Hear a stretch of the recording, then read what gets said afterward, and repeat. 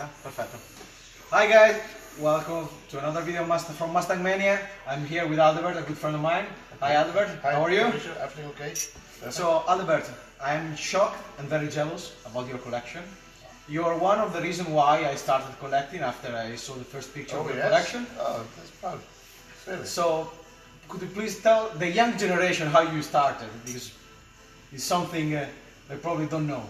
Yes, at the age of 8 I was also, like you, involved in a Mustang that came into the streets, and that was a wow effect.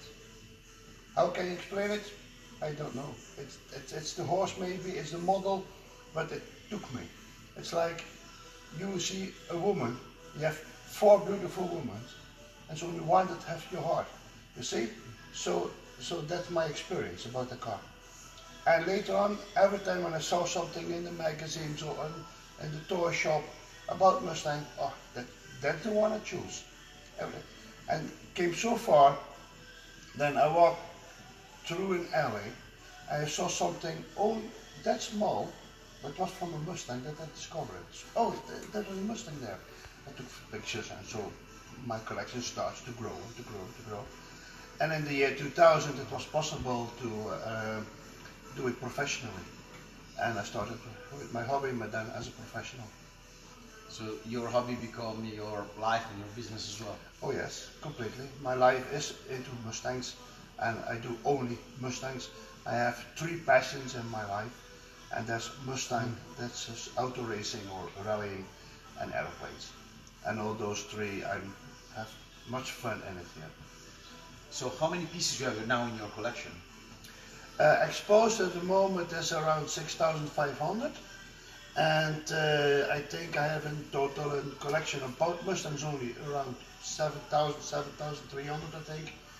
But in total with my aeroplanes and other type of mini cars, because I like a lot of those, it's around 12,000. 12,000. So if your wife is complaining because you have too many models, think about this gentleman here has 12,000 models. It's more than every one of us, I think. So another thing I saw here, you unboxed a lot of them. There are collectors that don't even open the film around the box. Yes. So why you've done it? Because I am not planning to sell it. So I want to expose it, I want to touch it, I want to see it, and when you go into my vitrine and my collection here, you can go 3 times, 4 times, 10 times, and every time you see something different. I'm exposing it with a little puppets or a bridge or a compressor or something. Mechanics are working, even myself. I am there as a 3D figurine presenting my cars. So I'm watching my cars. And I think there's much more life in this collection to see it like this. And it is very crowded because it is a lot, of course. Huh? But that is also like me. I'm like the Americans also. I like the show around it. I like the how you say it, the lot. Huh?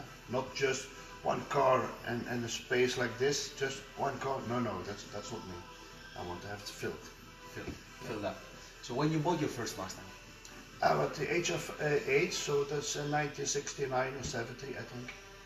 That was my first Mustang that I bought. It's still visible. Still visible in the collection. Yes, correct. And when you bought your first car, your first Mustang physically, how physically, many years after?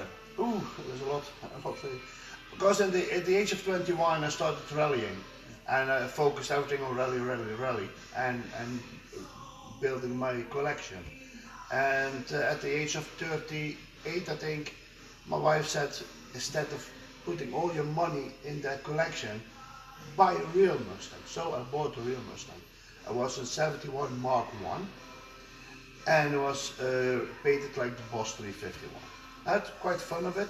The same year I bought a Coupe 65 and built it as a rally car from the Monte Carlo.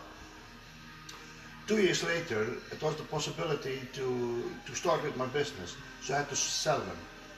I sold them, and then I had to borrow Mustangs to go to the meetings and to go to a tour, because I didn't have a Mustang anymore.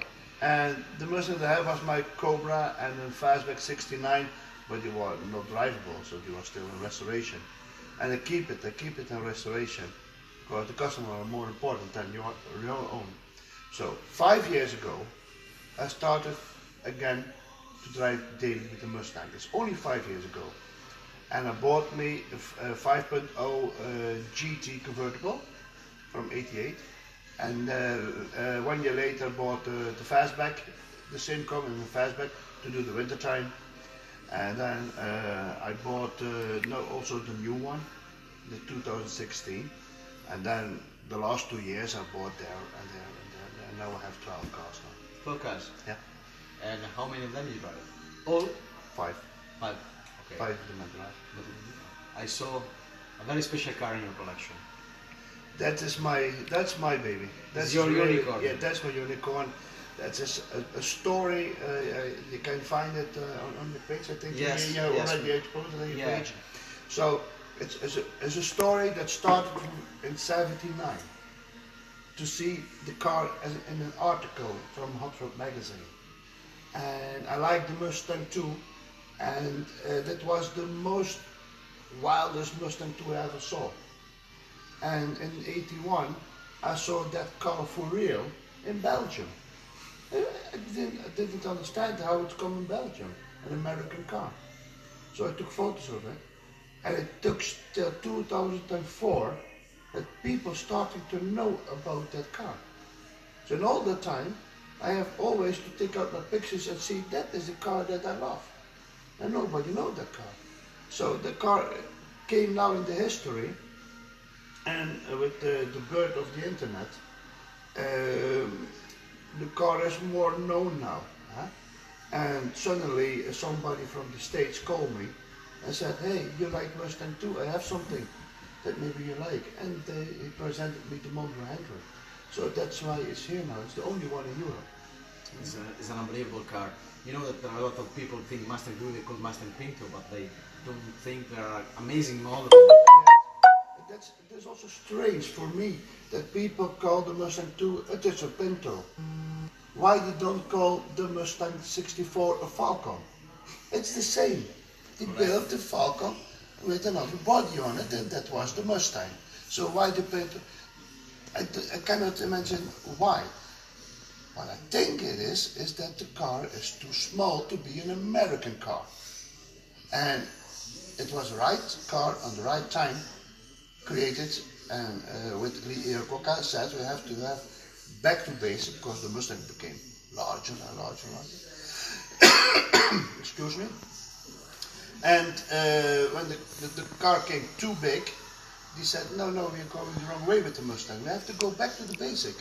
And then they created a new Mustang to be a little bit smaller, but they built it after they had 2 meetings with a total 1,100 people, asking the people, what car do you like in the future?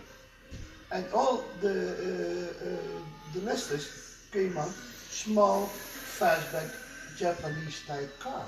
So that's why they built the Mustang II so small. And that's the story. It is, for me, it is the baby horse of the first Mustang. You see all the characteristics from the first Mustang into the Mustang II, but nicer, finer, younger. That's for me the story about the Mustang II. We think that is a very good car.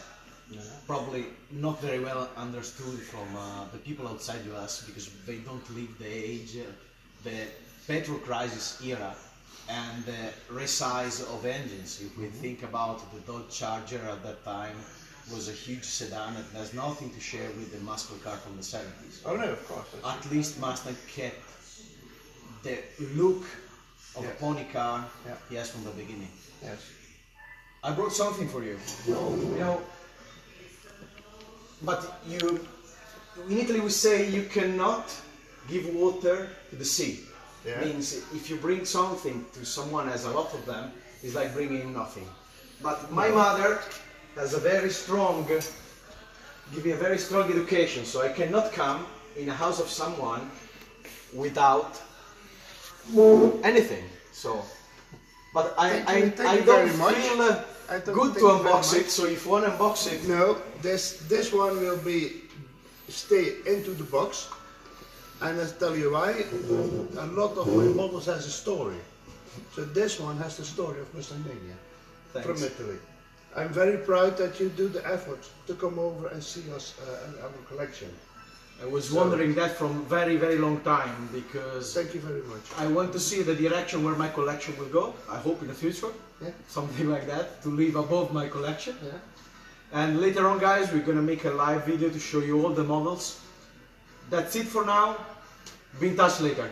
Thanks, Adelbert. Yeah, thank you too.